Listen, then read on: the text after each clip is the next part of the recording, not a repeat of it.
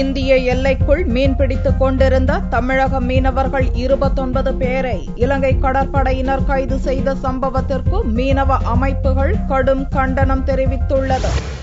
ராமேஸ்வரம் மற்றும் பாம்பன் பகுதியிலிருந்து புதன்கிழமை அன்று 1000க்கும் மேற்பட்ட படகுகளில் மீன்பிடி அனுமதியுடன் மீனவர்கள் கடலுக்குள் மீன்பிடிக்கச் சென்றனர். கச்சத்தீவுக்கும் நெடுந்தீவுக்கும் இடையே அவர்கள் மீன்பிடித்துக் கொண்டிருந்த போது அங்கு வந்த இலங்கை கடற்படையினர் மீனவர்களை சுற்றி வளைத்து தாக்கினர். மீனவர்களின் படகு மற்றும் மீன்பிடி சாதனங்களை சேதப்படுத்திய இலங்கை கடற்படையினர் ராமேஸ்வரம் மற்றும் மண்டபத்தைச் சேர்ந்த 21 மீனவர்களை கைது செய்து காங்கேசம் துறைமுகத்திற்கு கொண்டு சென்றனர். இந்திய எல்லைக்குள் மீன்பிடிக்கும் தங்களை பாதுகாக்க மத்திய மாநில அரசுகள் நடவடிக்கை எடுக்காமல் இருப்பது வேதனை அளிப்பதாகவும் இந்த அரசு தேவையற்றது என்றும் இலங்கை கடற்படையினரிடமிருந்து தப்பி வந்த மீனவர்கள் ஆவேசமாக கூறினர்.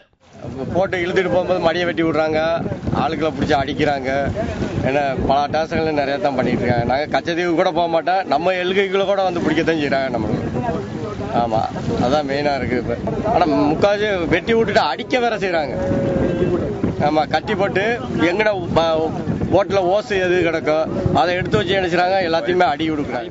நேற்று வந்தாங்க, நாங்கள் லோடில் போயிட்டு இருந்தோம், 10-20 கோடி போய்க்கிருந்தோம். கரெக்டாக லோடில் போகும்போதே ஒரு 10-20 பேர் மொத்தமாக ஏறி ஒரு 2 பேரை போட்டு ஏற்றிட்டாங்க. நாங்களாம் தள்ள பாஞ்சிட்டோம். எங்களை இப்படி தள்ளி விட்டாங்க.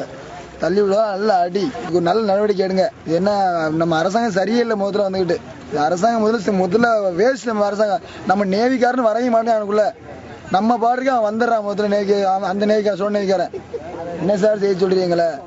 இதே போன்று நடுக்கடலில் மீன்பிடித்துக் கொண்டிருந்த புதுக்கோட்டை மாவட்டத்தைச் சேர்ந்த 8 மீனவர்களையும் அவர்களுடைய படகையும் இலங்கை கடற்படையினர் கைது செய்தனர். ஒரே நாளில் 29 மீனவர்கள் கைது செய்யப்பட்ட சம்பவம் மீனவ அமைப்பினரிடம் கொந்தளிப்பை ஏற்படுத்தியுள்ளது.